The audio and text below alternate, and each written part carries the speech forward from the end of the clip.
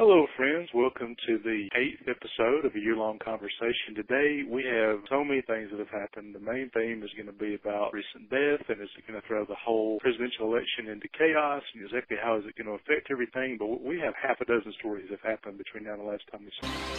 I've been looking for freedom. I've been looking so long. I've been looking for freedom. Still the search goes on.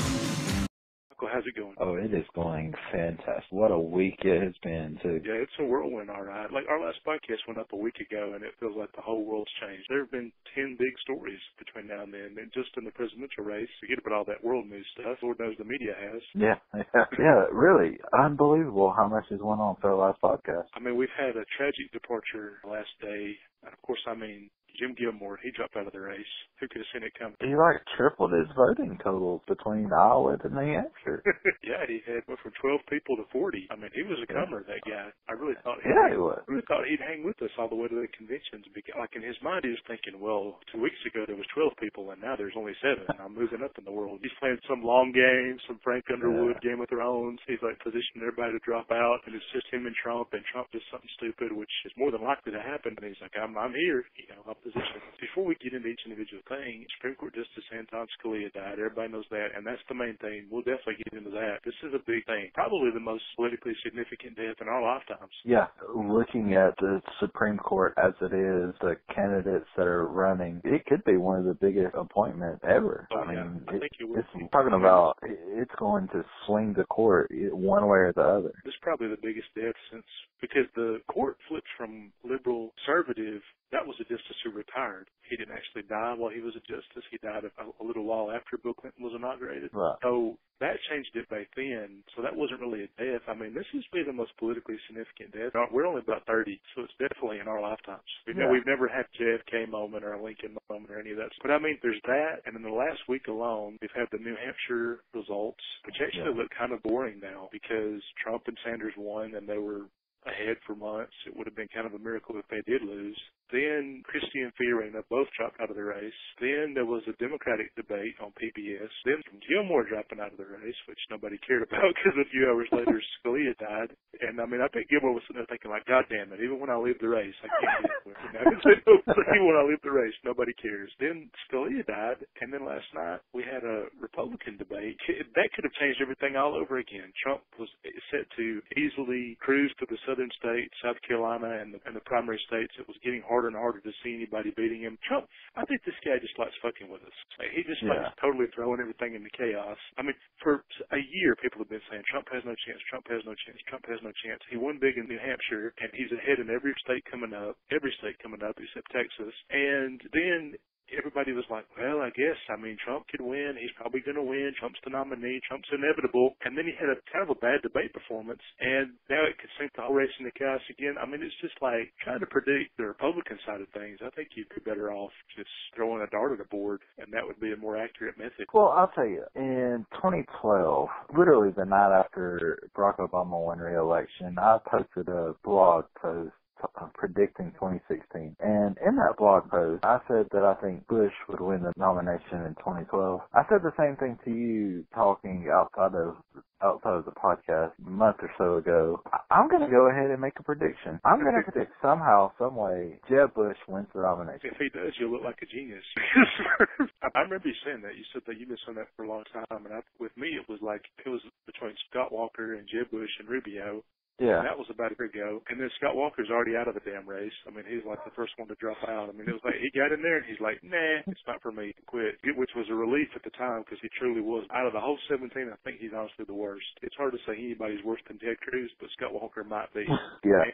He's awful. So relieved when he dropped out. And then Jeb Bush, his candidacy kind of collapsed only a few months after I said that. And then I was like, well, I've got to put all my in the Rubio basket. And then he did so poorly in New Hampshire that it was does that throw him him out of the race. Then I'm like, fuck, I'm just going to cut up the names, put them in a hat, and draw out John Kasich or somebody. You know, I'm like, I'm just going to draw a name out of the hat because that's what it feels like, right? There's 6 people still in the race for our departed Jim Gilmore. It breaks my heart that he won't be the nominee because I was really looking forward to making fun of him for another. I mean, I wish I stayed him there a long time because I wanted to have him around for as long as possible to throw punches at. But you got 6 people in the race, and it's 5 people could win because Trump, Ted Cruz, Rubio, Jeb Bush, and John Kasich, they all could reasonably win the nomination. And that's crazy. I mean, we've already had 2 states vote. We've had like 10 debates on the Republican side. It's crazy that it's this late and it could be one of 5 people. And then Ben Carson's just there kind of whining about, Ben Carson's kind of a little bitch. I mean, he kind of annoying in a lot of ways. He kind of complains too much. And I think that's what, on the Republican side, I don't think it hurt him that he was crazy. I don't think it hurt him that he was a liar.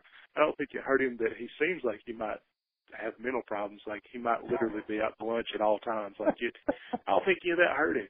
It didn't even hurt him that he was even more unqualified than Trump because he's never even run a company or anything. I mean, he's got even less executive experience. None of that hurt him. His crazy theories about the pyramid and all this shit that's just wrong. Like it didn't hurt him that he was wrong about everything. In fact, the more wrong he was, the more he went up in the polls. Yeah. So I think what really hurt him was just the fact that he's kind of annoying. Yeah, he really is. He's very annoying. I mean, at last night's debate, he was, well, you guys never give me enough time. Thanks for asking me a question, kind of defensively. You know, he's done this at every debate. I mean, that's his line. You know, he's done this every time. Where they ask him a question, he seems surprised, and he talks about how he doesn't get enough time, and then he shows why he doesn't get enough time by saying something stupid. And and last night, nobody laughed, nobody cheered, nobody clapped. They used to, and now I think it's kind of like, we're not into this. We want a guy who doesn't ask for time. He takes it. Trump just says, fuck you, here's what I think, you know, and screams it out across the podium. When they go to South Carolina, what if Ben Carson goes to Idaho or something? I'm going to campaign there. It would fit in with the legend that is Ben Carson. I could see them, like, they all go to South Carolina, and he's like, I'm going to get cotton candy. Like, he goes to the state fair and goes to goes on the Ferris wheel or something. Like, I could see him do it. Yeah, me too. He's back in Iowa. He's like, remember the good times when I came in fourth? He goes back to relive the glory days. He's like the guy who goes back to high school and hangs out. You know, he's like, hey, Iowa, remember me? They're like, so he goes back to the high school football games. They're like, what's it? He goes to a literal high school football game, sits up on the bench and like, why is Ben Carson here? Why is he watching us play? But I mean, with this race, it really just got real because now that Scalia is dead, I mean, I had been hearing for months as this became a horse race between Hillary and Bernie. Still not really sure that it's ever going to be a horse race. I think she's always been ahead of him. But people were basically saying, well, we have to unite blue and we have to come together and we have to all be the blue team no matter what. We have to support the nominee because they're going to get to pick a Supreme Court justice. And they kept emphasizing that. Like, that was the whole damn thing. It came down like, you got to be for Democrat no matter what because of the Supreme Court justice. That may change because Scalia is dead. And so it's really kind of up to Obama now. But like that may change even the Democrat side. Do you think it'll have any impact on the Democratic side? Yeah, I do. A lot of candidates are going to look at this and say, it's time to stop playing around. We have to have a candidate that we can win, that we know can win. Sanders, it's nice what you're saying. It's nice. Everybody gets free stuff. That's nice and well and good. You're not going to win. Shut up. Get off the stage. Like, be gone. Like, we need a candidate that we can win. We have to win. Yeah, I mean, it's funny because I've said almost exactly that in blog posts and also on social media. I was like, okay, Bernie, it's been fun, but you can go now because this just became a dogfight. I know your supporters will be devastated, but guess what? You can go write a book about how Hillary stole the race from you and get rich off of it. Everybody wins. So go write a book about the process and the Democratic Party not supporting him and his fans. They'll go buy it, eat it up, the way that Ron Paul's fans, and they go buy up his like Ron Paul's now, he's just a prophet of fiscal doom. He goes around, the economy is going to collapse, buy gold. I mean, he's just a gold salesman. He can go around and sell a book about the Democratic Party industrial complex and how it conspired against him, and his fans will love it, and he'll get rich, and he'll get to do what he really wants to do, which is nothing. I mean, the guy's been in Congress for 30 years. People keep saying, well, he's sponsored all these bills. He sponsored 400 bills. 3 of them passed. He doesn't even have a 1% average of the bills he sponsored. And out of the 3 that passed, 2 of them were about renaming post offices. And the third one was about like medical benefits for veterans, which is something even Republicans support. Yeah. It wasn't even like it isn't anywhere near what he wants to do on the liberal side of things. You can't look at a guy like that and say, you've tried 400 bills, 3 of them passed, only one of them was really a major piece of legislation, and it was something that Republicans could get behind just as well as you. The truth is, he doesn't expect any of this stuff he's trying to do will pass, and he knows it won't, and he's just trying to use it. I think you're exactly right. This is the moment the race got real. And Bernie fans, I mean, we're not going to beat up on him the whole pipe. Like, that's not what the episode's about. We're going to talk about Scalia. We're going to get bone deep into that and talk about really why people should not feel bad that Scalia's dead. A lot of liberals are kind of torn, like, I don't want to celebrate. And I'm like, well, actually, the guy, it's pretty terrible, actually. We're going to get into that. But Bernie had a terrible week. He had a great with New Hampshire, and then right after that, it was terrible. I mean, Bernie's victory lap in New Hampshire, that's going to be the highlight of this presidential race for him. And right after that, everything else is going to go bad. But the Democratic debate, he pretty much got his ass kicked. He really did. It was a total knockout. Yeah, it was a knockout. It's the best performance I've ever seen from Hillary. And I mean, we're Hillary fans, so people say that we're biased. I mean, I've seen debates where she didn't do that well. And a lot of times Hillary, the thing about her is I think she's a bad candidate, but it will be a great leader. And what we saw in that debate was at the end where she was talking about, I'm not a single issue candidate and this is not a single issue country. And Bernie's argument was that we have to get rid of economic equality and that will lead to racial equality. Hillary's argument is you'll never have economic equality until you have racial equality because they can't get the job, the diploma, the degree, the promotion. In that moment, it was the first time I felt like she was really talking right to me. And it just felt personal in a way that she doesn't usually come off. Right. It's like, I don't know if it's that she's finally just woken up and like, I'm having all these debates, I might as well practice. Basically, what Bernie's throwing out is what the Republicans are going to be throwing out, so I might as well get some practice in while I can. Right. In the next episode, we'll get a little bit more into the liberal side of things with Bernie and Hillary, because we've heard, this is kind of behind the curtain for people listening, but I mean, we wanted to record Friday night, and I was like, well, the Republican debate, something crazy could happen. Trump, he could come out and moon the audience. He could, he could throw a pie at Jeb. I mean, we thought anything crazy because it was a Valentine's Day debate. I mean, what better way to spend Valentine's Day than with a bunch of angry Republicans? Exactly. It's like 6 men screaming at each other, like, what better way to spend Valentine's Day? And they need 6 more that have 12 angry men. I mean, Trump, he could have come out there and give a rose to Jeb Bush, which would have been awesome. They just give him a rose, or had Chris Christie come out in a diaper and pretend to be Cupid. Felt like they totally could have pulled some pranks. Surprised that they didn't even mention it. With Scalia, though. Donald probably did have something planned. Scalia dying. At the last minute, cancel it when we drowned Bush in rose petals. Cancel it when we drop off rose petals and red balloons over his head, or we have Christie come out with we pay him $1 million to shoot Bush with an arrow or something. But anyway, Friday night we're like, we can record one, I can edit it, I can put it up for Sunday, but it's like, nah, they could do something crazy at that debate, and we don't know what's going to happen. And, of course, we had no idea Scalia would die. So it was like, wow. Because we would have had to throw that podcast out. I mean, we had our topics lined up. We were going to talk all about Hillary and Bernie and get into that because it was kind of their week until it wasn't. I mean, it's kind of been interesting because for so long the Republican race had dominated everything, and the Democrat side was all sleepy and everything. The last 2 weeks have kind of been about Hillary and Bernie now. And it finally got interesting on their side. I think that's changed. Like, I think the Congressional Black Caucus and especially John Lewis, they endorsed Hillary. Bernie is not getting any real support from the president and cannot attach himself to the president's policies. Obama's about to become even more popular as he gets in this fight with the Supreme Court justice, so that's going to make Bernie look even worse. He had a black forum in Minnesota. It was all about, like, racial equality, and there's no footage, but apparently it went terrible. Everybody who was at that forum got on Twitter and basically said he did terrible. They just didn't feel like he got it at all on their issues and what they care about. And we're getting to the point where Hillary's getting more and more endorsements, and, I mean, he keeps saying he's raising money hand over fist, and I have to wonder if some of that's coming from the Republicans, but I mean, it went from being a great week for him to a bad week. I'm thinking you're right. The race is about to get really serious for the first time on the Democrat side. They're going to kind of really start rallying around Obama, and when they do that, that's kind of the same as rallying around Hillary. Yeah. With Scalia, we saw different things because on the one hand, we saw with the Democrats, like, they kind of felt guilty about celebrating, but Republicans, they started immediately, like Mitch McConnell and Ted Cruz and all these Republicans came out and said immediately that Obama will not be able to get a nominee through and that he should wait till the election's over with.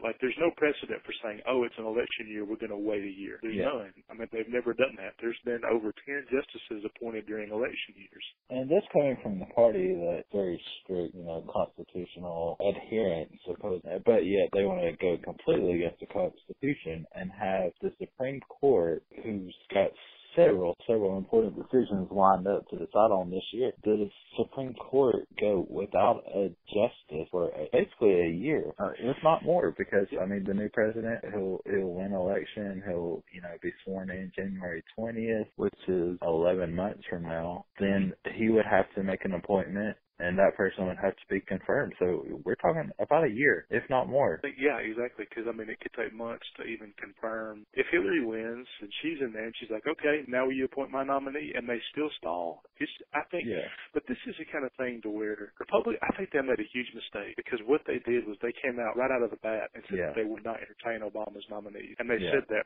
What I thought they would do is be somewhat intelligent, let him put a nominee forward and pretend to listen to them and then tear them apart as a communist. They're a communist. We just can't have this. And then, of course, if Obama's smart, he'll start rushing through each appointee that he wants. Like, he'll do one, and then when they reject him, 2 months later, another one. And then when they've done 3 and 4, he's going to say, this is unprecedented. This is never happened.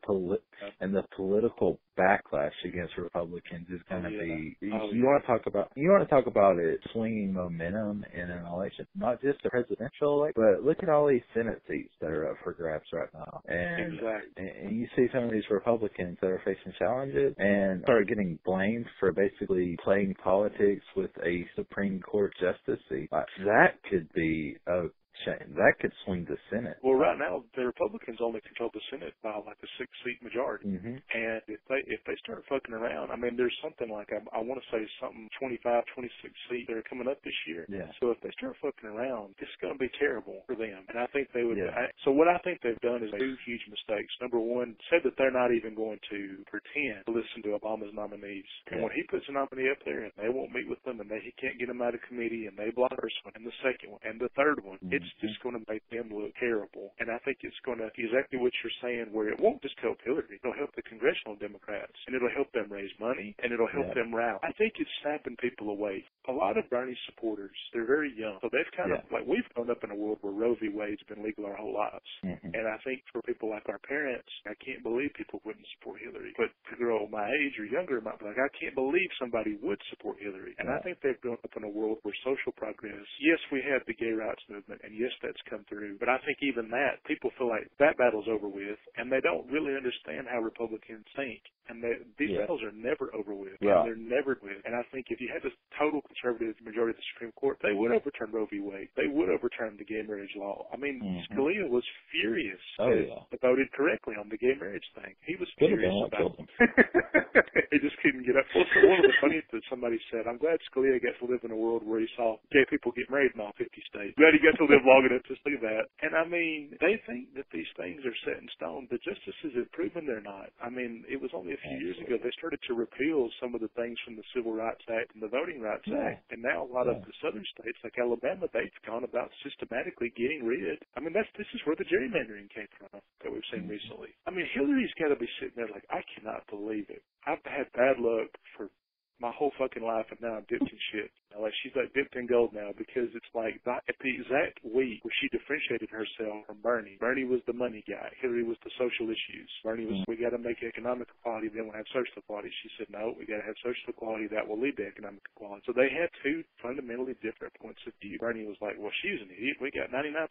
This is the year of the middle class. And then he dies, and now it's all going to be about social issues. And that's all going to come up to the forefront. And you're going to see women and minorities and gay people, if any of them were even mildly for Bernie and kind of on the fence and kind of supported Bernie but really liked Hillary, it's going to start going that way, because they're going to be like, oh my God, for the first time in my life, you could see something really change in a bad way. And right now, what Obama can do, if the Senate absolutely refuses to accept any of his appointees, if they won't do it, he can wait till they go into recess. And when they go into recess, he can do an end run around them and do a recess appointment. The last person to do that was Eisenhower, and I'm sure they will make him do that. But a recess appointment, it can only last a temporary period, and then the Senate has to reconfirm them, which if it's still a Republican Senate, they probably won't reconfirm. And if you had President Ted Cruz and he had a recess appointment, and that went away after a year, they'd get to fill it with the most right-wing. I mean, Ted Cruz, he probably put Ted Nugent on the Supreme Court if he could. He put Roy Moore up there.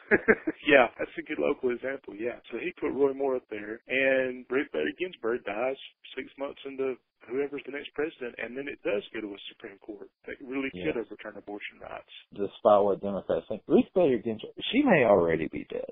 Like, if you look at her, like, she really, like, she may be dead, and somebody's just, like, pulling, you know, got strings attached to her and moving her around. It could be a Weekend at Bernie's or Pinocchio situation. I picture it being whoever's the next president, and she won't step down and all this stuff, and it just being she dies a couple of months into if it's a Republican, their term. If it's a Democrat, she lives till another 4 years until it's another re-election campaign. Yeah. But I think for people who may not be that familiar with Antonin Scalia, and a lot of liberals were like, well, Republicans, they're saying it's tacky that and Republicans are like, oh, it's so tacky that Democrats are celebrating, and can't you have respect for the man? And I'm like, no, we can't. This guy is one of the most repugnant, disgusting people in politics. He's probably the most disgusting person in politics. I think a Supreme Court justice who's truly loathsome, they're worse than a politician, because a politician has to be somewhat accountable to the people. Right. And like Ted Cruz, he's awful, but he can't be his full awful self because he could lose re-election. He's got to rein it in somewhat. Same thing for any of the really bad Republicans. Antonin Scalia, he could be their crazy bulldog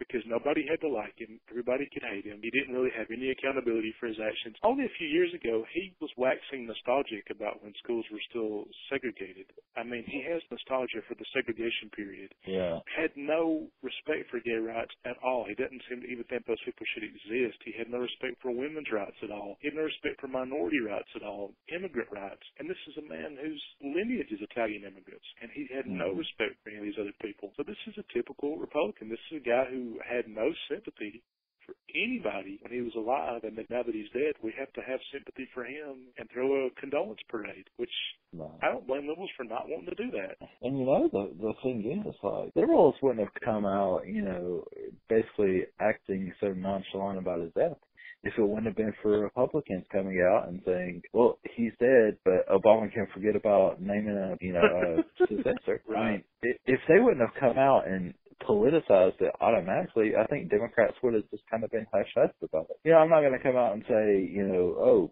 glad he's dead, we can appoint, you know, a Democratic judge, but Republicans are basically coming out first and saying it. It's total hypocrisy, because the Republicans, first they were saying, we're not going to accept Obama's nominees, and then when it was like, oh no, there's going to be pushback, it was like, guys, can we just bury the man first? Why does everything have to be political? And this is exactly why we should not wait till he's buried, and this is why we should push this fight as soon, as quickly, and as immediately as possible. What they want is about a week to shape the narrative of why we should wait a year. And they're just wanting liberals to shut up for about a week, and they shape the narrative of we have to wait a year because it's the right thing to do for Scalia, which is a man that most liberals have no respect for, and I don't blame them. And so this is a guy, I don't respect him, and most liberals don't respect him, and they hate what he stood for. And to sit there and be like, well, for Scalia, we have to wait a year for an appointee, otherwise it would be too political. The only reason they won't accept Obama's appointee is for political reasons. That's it. There's no precedent for waiting a whole year without a justice.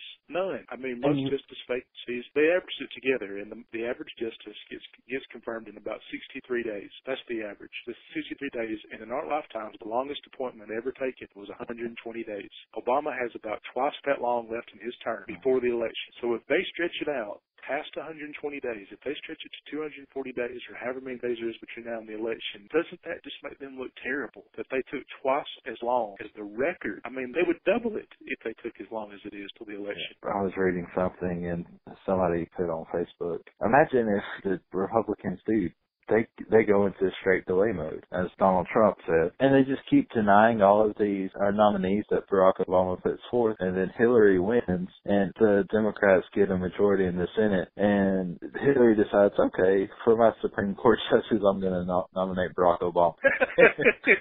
Yeah, I thought that there.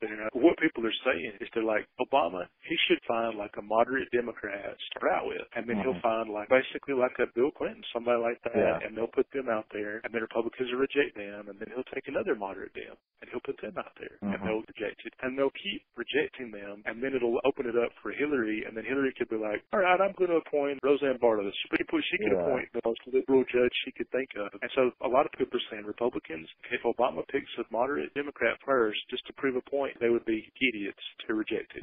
But they've done it before. This is the problem with the Republican Party, because it is completely hijacked with the Chamber of Commerce. The Republican Party it's an arm of the Chamber of Commerce. And they're going to have the Koch brothers calling everybody that they've given donations to and said, you can't let them. And so they're going to stall to please corporate backers, and then they're all going to lose their seats. Maybe not all of them, but enough of them that it would make a difference, because there are purple and blue districts coming up in the Senate this year. There's a lot of purple and blue states that are voting on this, not all red states. And it's going to be a rallying point. Because congressional Dems, they've been needing something like this fall into their laps, because they needed a rallying point. They needed a way to raise money, and they're going to right now. Every Planned Parenthood, female activist, anybody, donations right now. And it's like anybody who's worked their whole lives for these kind of issues. Al Sharp, his network, and different things like that, the NAACP, they're probably raising money right now, because it's like this is going to come to a head. And Bernie's built his campaign like, we are the people, they are the 1%, they're the billionaires, we're the people. Well, now we're going to see what that actually looks like. It's not just going to be white college kids giving money to Bernie. It's going to be black, women, minority, like all these different interest groups coming together under the Democratic banner, raising money and trying to beat the Koch brothers and the oil companies and the billionaire interests giving money to the other side. So we're going to see what that actually looks like in a battle royale. I can't wait for it. Tell by our tone, hell, we're like kids at Christmas. This is going to be, it's already been politics every day. Like when we were thinking about the podcast, it was like, oh, well, are we going to have enough to fill 50 episodes? Now we've got enough to fill 100, because they're going to have battles. If they're going to have battles about this, it's going to be ongoing. And we're going to see it turn with the presidential race on the one hand, the Supreme Court battle on the other, the nominations. I read an article that basically said Bernie, in a weird way, he helped Hillary, because in the beginning of the campaigns, like nobody was talking about Hillary. The Democratic side had no real enthusiasm. Like it was just kind of like stagnant, and they said that you'd have the Trump circus sucking up all the media and energy and oxygen, and then if Hillary had waltzed into the nomination, then when it came time for like them to face off, her fundraising would be behind, because she had no serious challengers, and also her media profile, and she'd have to catch up to this guy who's been on TV every day for a year, and it was the highest rated show in America. So Bernie helped in a way, because he got her base motivated and energized. And in the last 2 weeks, her base has been more energized and motivated since any time during 2008, because the entire last year and most of January, I just saw her base basically roll over, and they let Bernie suck up all the attention, and the Bernie bros and all his fans who are kind of bullies go around and like taunt people, and people say, oh, that Madeleine Albright quote, that's going to cost her. And I'm like, I don't know that it did. Right now, her base is more energized and excited than it's ever been. And this Supreme Court thing fell in their laps, and her debate performance fell in their laps, and now it's going to really rally in a way. And so I do think Bernie's helped her in that way. Like, I think by making it into a horse race, people are now paying attention to their contest, and she's getting to raise a lot of money. But after Super Tuesday, he can go home, because it's like this. Like, now he's fulfilled his purpose. The article is basically also saying that Bernie took a lot of the interest out of Emailgate. If it had just been her by herself, every question would have been about the emails. And now people don't care about that. They've moved on to this race and Bernie and Hillary and their messages and their dog fights and all this stuff. And now that they've moved on, now that with the Supreme Court thing falling in their laps, that's something else to get interested in. So it's like now the primary can end, because she can just, any questions about email, she's like, we got a Supreme Court just to seat to fill. You're going to waste my time with this email crap? It's perfect. So I think now he can go, and his fans can bitch and moan about the conspiracy to keep him out of office, and she'll still win anyway. Speaking of conspiracies, I don't know if you've seen any of the conspiracies floating around on social media about the FBI needs to investigate the death of Scalia to make sure there was no foul play involved. There's basically like some Republicans out here thinking that literally we got Frank Underwood in the White House right now, and he's killing off Supreme Court justice. And I'm like, really? Like, what if they had some picture of like Bill Clinton sneaking out of there with a pillow? He like put it over his face. Like, you shirt Scalia. He's like, well, first of all, I tell you what, man, even if they traced it back and the Clintons had their fingerprints on it, which they don't, let me just put that out there for like conservatives, they'll take me literally. Even if they did, I'd be like, man, that's a big picture thinking. Really, like I'd have to look at that. Pretty clever on their part, like if they got somebody to do it, but they didn't. So let me underline that, circle it, put stars all around it, because Michael, in 24 hours, the crazy conservative conspiracies. I saw Barney Frank in camouflage outside Scalia's house with binoculars waiting to take him out. I mean, they're going to have some horseshit out there. And you know what? Today, I mean, this was like nostalgic because I was arguing with conservatives again, social media, because I mean, for the last month, I've been arguing with Bernie's people. Yeah. I mean, it's been like Bernie fans for the last 3 or 4 weeks. And so for this today, it was like when a conservative was like, you don't know what you're talking about. I'm like, oh man, this is nostalgic. It's almost pleasant. You know, getting to argue with conservatives again. This brings back memories. It let me feel like the race had really turned from a civil war in the Democratic Party to like now we've got to, this was fun, and now we've got to remember that the Republicans are, I just find it incredible when you see on the media all these people being like, oh, Scalia, and they're talking, I mean, I find it incredible that they're asking us to feel sorry for this man, and right beside that are quotes of things he actually said. And they're like, oh, Scalia, he was a pioneer of the law, and it's got quotes of him being like, black scientists went to worse schools than white scientists. Like he said that, he's like, most black scientists, they went to worse schools than white scientists did. They're not as smart as white scientists. I mean, it's like,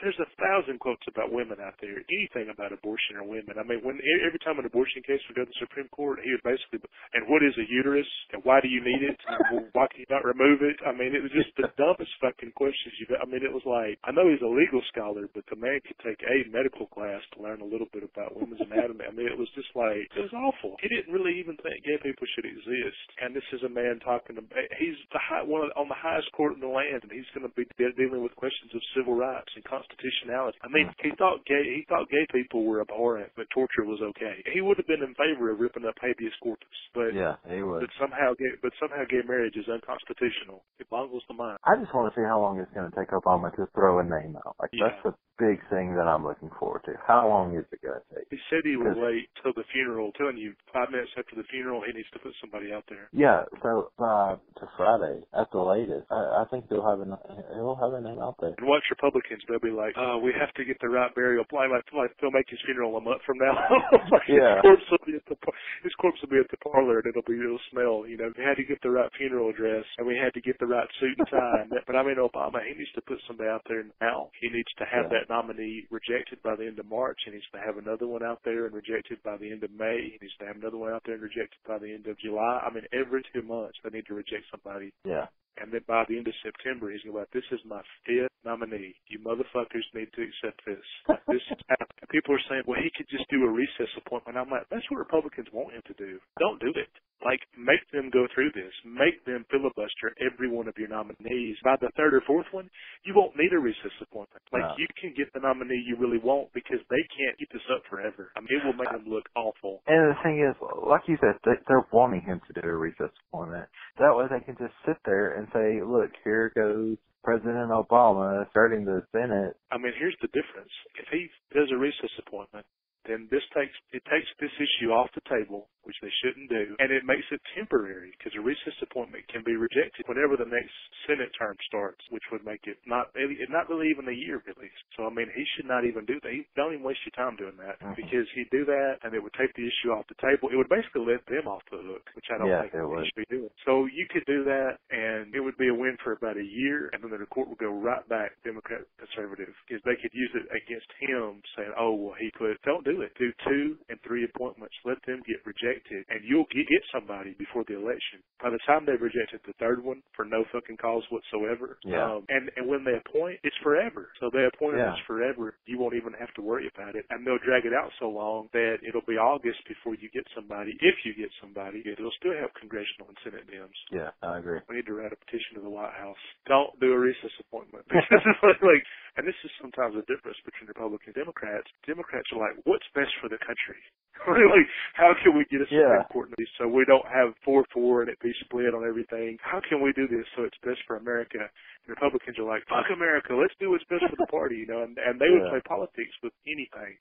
And what's the Republican argument going to be? Why didn't he do a recess? Oh, you mean why didn't he go around you to put in a appointee that you want to approve? I mean, what kind of argument is that? You said Republicans have somehow they've become the party of the Constitution, even though they rip it up while they're asked with it every chance they get. Somehow they've become the more constitutional party. But somebody was telling me, they go, it's their right to filibuster. They have the right to block all of his nominees. And they go, sight unseen, 3 and 4 back to back. They have that right. And yeah, well, technically they do. And I'm like, so you're saying, well, technically the Constitution lets people be assholes. I guess it does, but it's like, is that right to sight unseen block 3 and 4 people back to back and leave the Supreme Court vacant for a year? Is that government as we know it? Is that really what we think of as a functional government? It's like Nigeria, where they can't pick a cabinet. Right. That's Somalia, leaving the Supreme Court vacant for a year. And then I noticed something. I said, well, this is what leads to recess appointments. They go, yeah, you're right. They should pick a recess appointment. This is what Republicans want him to do. They're hoping that he does, to get around him, and they get to say, I stood up to Obama. I didn't cave into Obama. Yeah. He went in and run around me. He did an executive order. And He's a tyrant. turn the narrative. Yeah, exactly. This is what they want him to do. It's an exciting time, really, because, I mean, you're going to see people, if anybody was not paying attention to the reality show that is the 2016 race, they'll tune in now. And it's funny because you better believe this is all we're going to be talking about coming up next week. This is all we're going to talk about. Again, this is something that is huge issue. People they're really going to be paying attention to. It's exciting, absolutely exciting time. And who says politics it can't be fun? Well, what's funny is people who are not paying any attention to this race and haven't been. There'll be somebody on Twitter in between, like in the commercial for Grey's Anatomy, be like, "What's a recess appointment?" You know, like now they're going to start getting like involved in this. Like now they're going to start trying to seem somewhat knowledgeable about it. Because I mean, we're political junkies or whatever, but we still meet people who don't follow this stuff at all. Yeah. Like I meet people all the time who don't know who John Kasich is, and they know who Trump is, and they know who Hillary is, and they know who Bernie is, but that's about it. And they don't even really follow this stuff at all. I've noticed this right after the New Hampshire primary. It kind of started with superdelegates. All over social media, people are like, well, what's a superdelegate? Well, why are superdelegates not? And I'm like, okay, let me get into it. Let me fill you in. So. Yeah, I got a ton of questions. People think that the superdelegates are being used against Bernie, and I'm like, folks, it ain't going to make a difference. Like, Hillary is his ass in every state but Vermont coming up. Like, if he wins more than 10 states, it'll be a miracle. It ain't going to make a difference. But they see that, and they get so outraged about it, and they go, he's stealing the nomination. And I'm like, well, here's a little bit of history for you. In 2008, Hillary got more votes than Barack Obama, but she got more delegates. So it's like, so this is not fair. And they're actually caring about it now because it's happening to their guy instead of Hillary. Yeah. Like when it happened to Hillary, they didn't care. And now that it's going to work out in the opposite way this time, and it won't work out because she's still going to get more votes. I truly believe. She will. So I don't think it will matter. People show that chart and they say, well, she's got like 10 times as many delegates right now, even though like he beat her huge in New Hampshire and in Iowa they were neck and neck. And I'm like, so yeah, you got to explain the superdelegates and you got to explain the race is not being stolen because if he truly put a wampet on her and like the next 10 states, like there wouldn't be a case where somebody won 90% of the popular vote and then the delegates were on the other side. There wouldn't be that. They can swap. Yeah, right. The pledged delegates, they can swap. If eventually, like, he had some popular revolution and it just became, he got all these states and momentum going, that doesn't mean anything. They can go over to his side and it'll change the delegate count, which is exactly what happened last time. Yeah. I asked one of these people that was talking about it, I was like, are you really surprised? And it was a big Bernie supporter, and I was like, are you really surprised that a superdelegate is going to vote for arguably the most qualified presidential candidate in history who's been a staunch Democrat for all of her life over a guy who has been an independent for all of his life up until about 9 months ago? Really surprised he didn't join the Democrat Party until 2015. Like, are you really surprised that a Democratic superdelegate is going to vote for her over him? Really? Come on. Yeah. It's really nice. The congressional endorsements, people who have endorsed, he's got 99% of them. She's got over 100. He's got 2 people. He's got 2 guys in the House of Representatives, 0 senators. The governor of Vermont has not endorsed it. I love what you're talking about because I know exactly what you're talking about, where somebody goes, what's a superdelegate? And they learn about it, and 10 minutes later, this is outrageous. They went from not knowing what the fuck it was to this is outrageous. Something's got to change. And I'm like, well, they've only been around for decades. I'm like, they've been around forever, but now that it's like affecting you in some way, you care about it. Now that you know about it, we've got it. It's not a conspiracy. This has happened like Bill Clinton in 92. You know, he had a close race for a while, and then he won it. But, I mean, he didn't even win, like, the first couple of states. I mean, he lost. He had a race going. And, I mean, but the delegates, they've been around. They've been around for that race. They were around for John Kerry and John Edwards. They're around for Obama and Hillary. They're around now. I mean, they've never made really that big a difference except for when Hillary lost the nomination to Obama. Is really the only time that they did make it. I don't think that's going to happen this time. I think there's going to be broad consensus. I think Bernie fans truly believe that, like, everybody who supports Hillary is like a paid Wall Street lobbyist. And there's, like, nobody who supports her that's not, like, somehow working for the Clinton campaign. In their minds, everybody's for Bernie except for Hillary's dark army. But you go on Twitter and she's got 5 times as many followers. Yeah. I mean, the silent majority is out there. They're just not saying anything because they don't want to get in an hour-long debate with the Bernie fan about what the hell a superdelegate is, where they have to explain that. They don't want to go on how super PACs work and how Bernie, when he says he doesn't have a super PAC, nobody's got a damn super PAC. There's a Chinese firewall between the super PACs and the campaign. Campaigns cannot coordinate with the super PACs. So when Bernie says, I don't have a super PAC, what he's got is exactly what every candidate's got, which are PACs that support him, and they can't coordinate with this campaign because it's illegal. Explaining this is just impossible. And so a lot of Hillary fans, they don't want to have to give Bernie's fans a fucking civics lesson. Sometimes you can really get into it with them. Yeah, like you said, Bernie isn't lying when he says, I don't have a super PAC, but there's a super PAC for Bernie. Like, he may not have it. He may not control it. Well, you and I, if we had 5 nickels to rub together, which we don't, but, like, if we wanted, like, if we had money, we could go start a super PAC for him right now. Yeah. I mean, we could go start a PAC for him right now. We could buy airtime in Alabama. We could put out negative ads. We could blast the shit out of Hillary, and there's not a damn thing he could do about it. But he's talking about it like, no, I personally tell them what to do. You can't. Yeah. Under federal regulations, the campaigns cannot coordinate with super PACs. Right. Plus, when the campaigns put out negative ads against Hillary and Iowa, did that not benefit him? Yes. So it's like, he really can't keep this up forever. Well, he can't if no moderator gets some balls and calls him out on it.